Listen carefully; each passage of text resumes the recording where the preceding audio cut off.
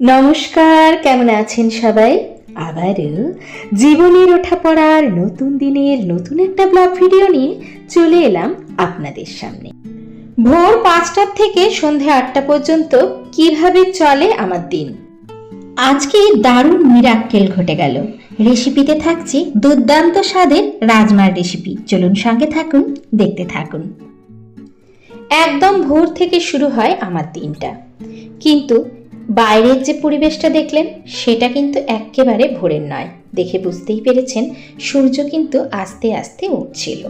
Tiffin করার পরে তারপরেই গিয়ে কিন্তু আমি বাইরের পরিবেশটা তুলেছি। আজকে সোমবার, আপনারা দেখছেন সোমবারের ভিডিও।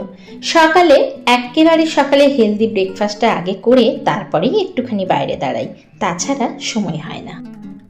আজকের হেলদি ব্রেকফাস্টে রাজমার তরকারি, শুধুমাত্র আদা আর টমেটোর পেস্ট দিয়ে, আর সাথে হচ্ছে পরোটা। এটাই বানিয়েছিলাম। ছেলেরা কিন্তু স্কুল চলে গেছে, এটা আপনাদের দাদাকে দিয়ে দিচ্ছি। গুড মর্নিং সবাইকে। আসলে যে জিনিসটাই ব্যবহার করা হয় না সেই জিনিসটাই কিন্তু নষ্ট হয়ে যায়। তো ভাবলাম যে আজকে একটু এইভাবেই বসে বসেই কাটি, কারণ এই যে বটিটার না ধার চলে যাচ্ছে, তো সবকিছুই ঠিকঠাক রাখতে গেলে তার জন্য কিন্তু মাঝে মাঝে এই সব জিনিসগুলো নিয়েও ব্যবহার করতে হবে। তো একবারে পুজো দিয়ে টিফিন খেয়ে তারপরেই বসলাম কাটতে। আজকে স্নান করতে যাওয়ার আগে কাটি নিয়ে আর এই সাইড দিয়ে এত সুন্দর হাওয়া আসে, এদিকে বসে কাটতে বেশ ভালো লাগে। আর পরিষ্কারও করেছি, প্রত্যেক দিন এগুলো তো পরিষ্কার করাই হয়, তবে হ্যাঁ ডিপ ক্লিন যেটা সেটা তো কিছুদিন আগেই করেছি। আর সপ্তাহে মাঝে মাঝে চেষ্টা করি একটা জিনিস করে পরিষ্কার করে নেওয়া, তাহলে ঘরের প্রত্যেকটা জিনিস, ঘরের কোনা কোনা কিন্তু পরিষ্কার থাকবে। কারণ একদিনে যদি সব করতে যাই তাহলে তো শরীর অসুস্থ হয়ে যাবে। এমনি যে ঘর মোছা ঘর যা ধোয়া সেটা তো আছেই। এই যে এদিকে কিন্তু আলু আর বিনসকে একটুখানি ভাপিয়ে নিয়েছি আর কি। তো আমি কিন্তু সেটাই করি, যেহেতু খুব কম তেলে রান্নাটা করি, তো ওর জন্য একটু যদি ভাপিয়ে নিই তাহলে সুবিধা হয়। এইটা না খেতে ভীষণ ভালো লাগে আর আমার বাচ্চারা ভীষণ ভালো খায়। তোমরা ধরো এইবার এখন একটু ভেবে চিন্তেই রান্না করতে হচ্ছে, যেহেতু মাছ মাংসটা রাখছি না আর কি, তার জন্য একটু ভেবে চিন্তেই রান্নাগুলো করতে হচ্ছে, যেটা ওরা খেয়ে নেয়, যেটা ওরা খেতে ভালোবাসে আর যেটা ওদের শরীরের জন্য অবশ্যই ভালো হবে, সে সমস্ত রান্নাগুলোই করার চেষ্টা করি। সকালে তো রাজমার তরকারি করেছিলাম, সেখান থেকেই খানিকটা রাজমা আমি তুলে রেখেছিলাম। এগুলো কিন্তু সেদ্ধ করাই রাজমা আর সবুজ মুগ ডাল।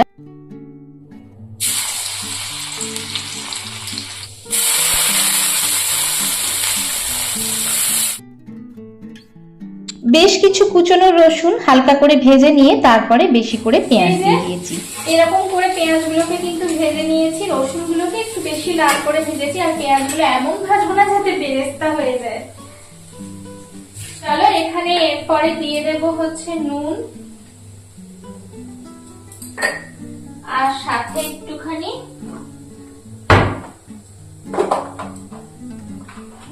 একটু হলুদ দেব, একটু জিরে দেব।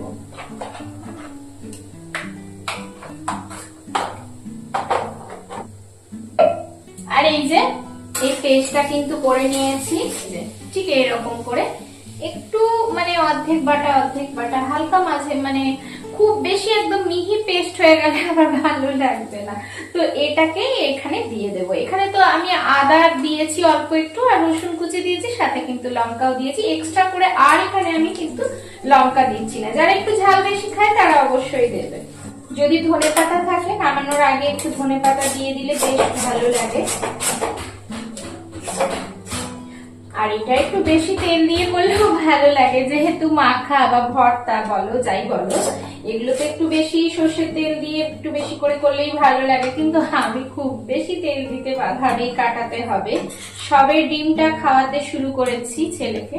তো যাই হোক, ঠাকুরের আশীর্বাদে, আপনাদের আশীর্বাদে, ঠাকুরের কৃপায় ঠিকই আছে ডিমটা খেয়ে। তো এখনো মাছ মাংসটা সেরকম ভাবে দেওয়া হয় না, মাঝে মাঝে করেছিলাম, তারপরে আবার বন্ধ করে দিয়েছি। দেখলাম যে মাংসটা খাওয়ার পর এখনো অসুবিধা হচ্ছে, ওই জন্য দিচ্ছি না আর কি। তো তার জন্যই আর কি এটা সেটা ঘুরিয়ে ঘুরিয়ে রান্না করার চেষ্টা করছি, আর সেগুলো আপনাদের সাথেও শেয়ার করছি যে প্রোটিন হবে। তো বেশ কিছুক্ষণ নাড়াচাড়া করতে করতে এটাকে করে নিতে হবে, একদম কড়াই থেকে উঠে আসছে, মানে একদম রেডি হয়ে গেছে। তো আপনারা যদি সবুজ ডাল বা রাজমা এরকম বাটা না খেয়ে থাকেন, একবার কিন্তু বানিয়ে খেতেই পারেন, দুর্দান্ত হয়।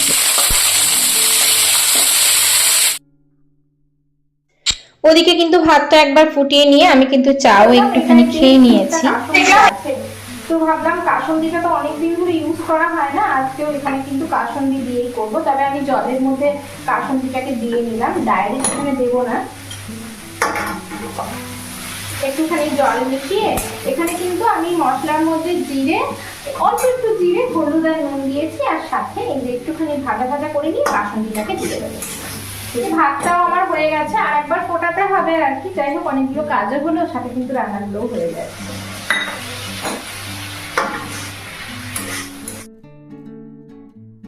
এর ফাঁকে ফাঁকে অনেক কাজই করে নিয়েছি। র‍্যাক ছিল, সেটাকে কেচে মেলে এসেছি, কিছু জামা কাপড় ছিল সেগুলোকে মেলে দিয়েছি, সাথে কিন্তু রান্নাটাও করে নিচ্ছি।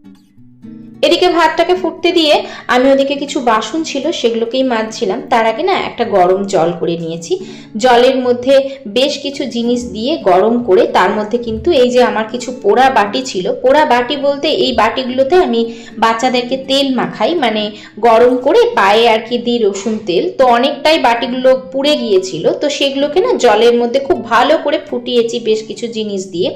আর তারপরে পুরো একদম ম্যাজিকের মতো কাজ করছে, যেন এই যে দেখছেন তো বাটিগুলো কতটা নোংরা, একদম একদম সামনাসামনি দেখিয়ে দিচ্ছি যে কতটা ম্যাজিকের মতো কাজ করছে। এই দেখুন, দেখেছেন, একটা ঘষা দিতেই ডলা দিতেই একদম ঝকঝক হয়ে যাচ্ছে বাটিগুলো। দেখুন একদম, আমি তো অবাক হয়ে গেলাম, আজকে যেন মিরাক্কেল ঘটে গেল। এত সুন্দর যে জলটা করেছি সেই জলটা দিয়েই বেসিনটাও পরিষ্কার করে নিচ্ছি আর কি। ভীষণ সুন্দর, খুব কাজের একটা জিনিস। এই টিপসটা কিন্তু আপনারা ফলো করতেই পারেন। মাঝে মাঝে হয় না কড়াই টড়াই নোংরা হয়ে যায়, তেল চিটে হয়ে যায়, বাটি টাটি যেগুলো তেল টেল গরম করি, এই দেখুন কি পরিষ্কার যে হলো, মানে ধারণার বাইরে, একদম চকচক করছে। আমি ভাবতেই পারিনি এত পুরনো বাটিগুলো এত সুন্দর হয়ে যায়। একদম মিরাক্কেল ঘটে গেল মনে হলো, মানে আমি ভাবতে পারিনি যে এত ভালো পরিষ্কার হবে। এদিকে ভাতটা বসালাম আর এদিকে ডিম সেদ্ধ দিয়েছি আর কি। তো তারপরে ভাবলাম যে অফ ক্যামেরায় তাড়াতাড়ি করে বাসনগুলো ধুয়ে নিই। যখন বাসন ধুচ্ছি আমি তার আগে একটা জল করে নিয়েছিলাম, যখন আমি মানে ঘরের কাজ টাজগুলো করছিলাম। তো ভাবলাম যে এগুলো না মানে ভীষণ ভাবে একদম মানে তেল গরম করি আমি, এগুলো তেল গরম করে বাচ্চাদের পায়ে দিই রসুন তেল আরে গরম করে। তো এগুলো টিনের বাটি, তো এতটাই মানে তেল গরম করে এমন হয়ে গিয়েছিল। আর এগুলো তো আমি তেলই গরম করি, আর কিছুই করি না, হয়তো একটু বাটি পোস্ত করলাম বা বাচ্চাদের তেল গরম করলাম, সেই সবই করি সরষের তেল রসুন দিয়ে মাখাবার জন্য। তো এতটাই মানে কয়েকদিন ধরে গরম করে করে এতটাই নোংরা হয়ে গিয়েছিল, তো আমি রেখে দিয়েছিলাম। ভাবলাম যে চলো আজকে একবার জল গরম করে কিছু জিনিস দিয়ে দেখি যে কাজ করে কিনা বা কেমন পরিষ্কার হয়। তো সেইটা নিয়ে আমি পরিষ্কার করছিলাম, মানে পুরো মিরাক্কেল হয়ে গেল, পুরো মিরাক্কেল, এত ঝকঝক করে উঠলো। আমি তো দেখালাম কি সুন্দর, মানে এত যে পরিষ্কার হয়ে যাবে আমি বুঝতেই পারিনি। জলটা যখন গরম করছিলাম জলের মধ্যে দিয়েছিলাম লিকুইড জেল, মানে জেল মানে লিকুইড যে মানে বাসন মাজার যে লিকুইড গুলো হয় সেই লিকুইড, আর দিয়েছিলাম একটুখানি মানে বাসন মাজার সাবান, আর তার সাথে দিয়েছিলাম হচ্ছে হালকা 1-2 ফোঁটা লেবুর রস, আর তার সাথে বেকিং পাউডার, মানে খাবার সোডা, সরি বেকিং পাউডার নয়, খাবার সোডা। তো সেটা দিয়ে এমনি নর্মাল করলাম, যে বন্ধুদের সাথে শেয়ার করব বা এত সুন্দর পরিষ্কার হবে আমি সেটা ভাবিনি।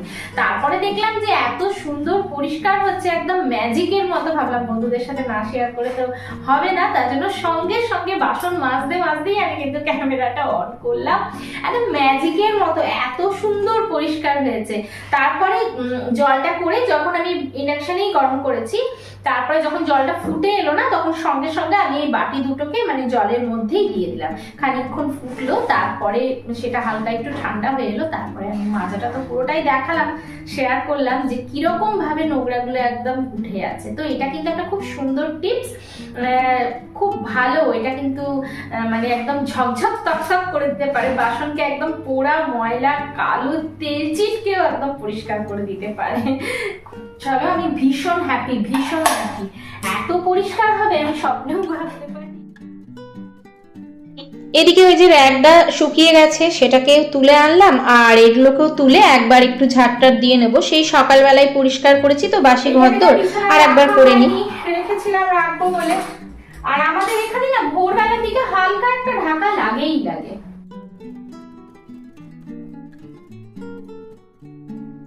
তো এই র্যাক ট্যাকগুলো শুকিয়ে গেছে, সব এনে রেখে দিলাম। মানে মোটা র্যাকটাই কাঁচা হয়েছিল, আর এটাকে একটু রোদে দিয়েছিলাম।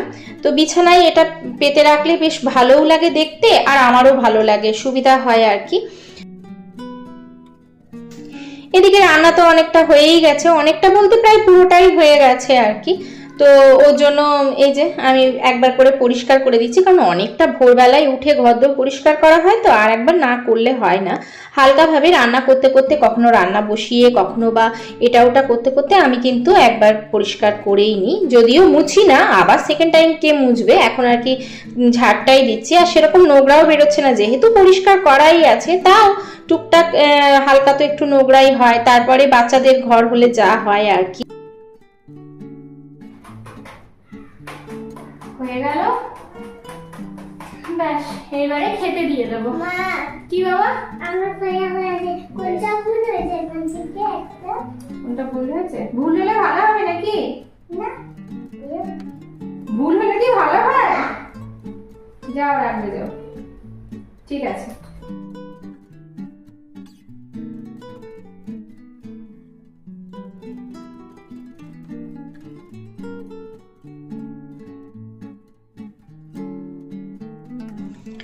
তো সব ঘরটাও হয়ে গেছে পরিষ্কার, আর এগুলোকে সরিয়ে একবারে রান্নাঘরটাও পরিষ্কার করে নেব, বাস। তারপরে ওদেরকে একবারে খাবারটা বেড়ে দেবো। আর রান্না করার পরে গ্যাস ট্যাস না পরিষ্কার করলে তো হয়ই না। তবে কি সঙ্গে সঙ্গে অনেকটা গরম থাকে, ওর জন্য এখন আর সঙ্গে সঙ্গে করি না। যখন অনেকটা দেরি হয়ে যায় তখন একটা আলাদা ব্যাপার। তো এখন দেখলাম যে যাক সময়টা আছে, ওর জন্য আমি দেখলাম যে ঘরগুলো একবার পরিষ্কার করে নিই, জামা কাপড় যেগুলো শুকিয়েছে সেগুলোকেও ঠিকঠাক করে এনে নিই, তারপরেই পরিষ্কার করব গ্যাসটা আর কি।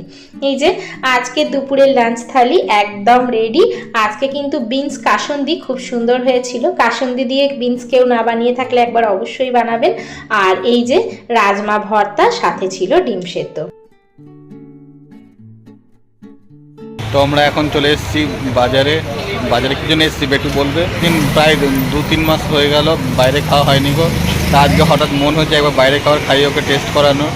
বেচারা অনেক দিন ধরে খাইনি বাইরে খাবার, তাই এখানে চলে এসেছি। আমাদের এখানে বাজারে ওখানে একটা ছোট্ট একটা রেস্টুরেন্ট আছে। এখনো পর্যন্ত আমার ভিডিওটা যদি আপনারা দেখছেন, যদি ভালো লেগে থাকে, তাহলে বলবো ছোট্ট একটা লাইক দিয়ে সাথে থাকবেন। আর যদি আমার কোনো কথা, আমার কোনো কাজ আপনাদের একটু বেশি ভালো লেগে থাকে, তাহলে বলবো ফ্রেন্ড আর ফ্যামিলির সাথে শেয়ার করতে কিন্তু একদম ভুলবেন না। আর সাবস্ক্রাইব করে অবশ্যই বন্ধু হয়ে আমার পাশে থেকে যেতে পারেন সব সময়ের জন্য।